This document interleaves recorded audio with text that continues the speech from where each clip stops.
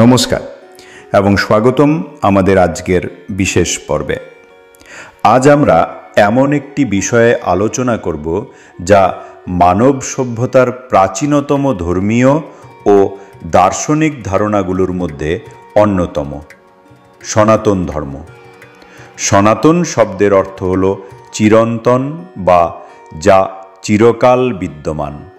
তাই সনাতন ধর্ম কেবল একটি ধর্ম নয়, এটি এক চিরন্তন জীবনধারা যা সময়ের সাথে সাথে নিজেকে বিকশিত করেছে। কিন্তু সনাতন ধর্ম আসলে কি এবং এর মূল নীতিগুলো কি? চলুন আজ আমরা সেই গভীরতার দিকে যাত্রা করি। এক ঈশ্বর বহুরূপ। সনাতন ধর্মের সবচেয়ে গুরুত্বপূর্ণ নীতি হল একম সৎ বিপ্র বহুধা বদন্তি। এর অর্থ হল সত্য বা পরম সত্তা একটাই, কিন্তু জ্ঞানী ব্যক্তিরা তাকে বিভিন্ন নামে ডাকেন।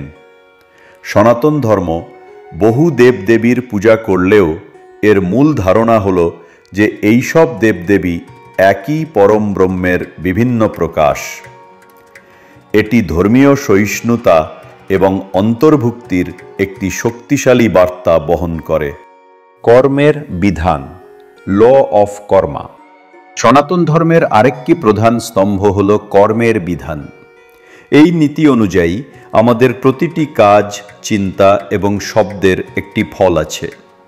আমরা যেমন কর্ম করি তেমনই ফল পাই। এটি কোনো শাস্তির বিধান নয়, বরং আমাদের কর্মের প্রতি এক ধরনের প্রতিফলন।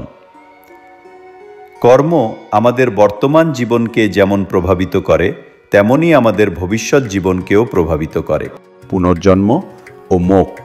সনাতন ধর্মে বিশ্বাস করা হয় যে আত্মা অবিনশ্বর।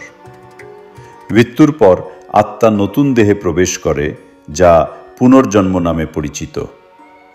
এই জন্মমৃত্যুর চক্র থেকে মুক্তি লাভই হল জীবনের চূড়ান্ত লক্ষ্য, যাকে বলা হয় মোক্ষ বা মুক্তি। মোক্ষ অর্জনের জন্য কর্মের পথ, জ্ঞানের পথ এবং ভক্তির পথ অনুসরণ করা হয়।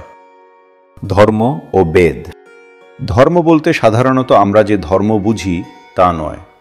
এটি হল ন্যায়পরায়ণ জীবনযাপন, কর্তব্য এবং নৈতিকতার পথ। সনাতন ধর্ম আমাদের সঠিক পথে চলতে শেখায়, আর এই সব নীতির উৎস হল বেদ। ঋগ্বেদ, সামবেদ, যজুর্বেদ এবং অথর্ববেদ, এই চারটি বেদ সনাতন ধর্মের মূল ভিত্তি। সনাতন ধর্ম হল এক জীবন দর্শন যা আমাদের জীবনের প্রতিটি ক্ষেত্রে সঠিক পথের সন্ধান দেয়। এটি কেবল উপাসনার বিষয় নয়, বরং আমাদের চিন্তা, কর্ম এবং আধ্যাত্মিক যাত্রার এক চিরন্তন সঙ্গী। আশা করি এই ভিডিওটি আপনাকে সনাতন ধর্মকে নতুন করে জানতে সাহায্য করেছে। যদি ভিডিওটি ভালো লেগে থাকে তবে লাইক ও শেয়ার করতে ভুলবেন না। এমন আরও আধ্যাত্মিক ও ঐতিহাসিক বিষয় জানতে আমাদের চ্যানেলটি সাবস্ক্রাইব করুন।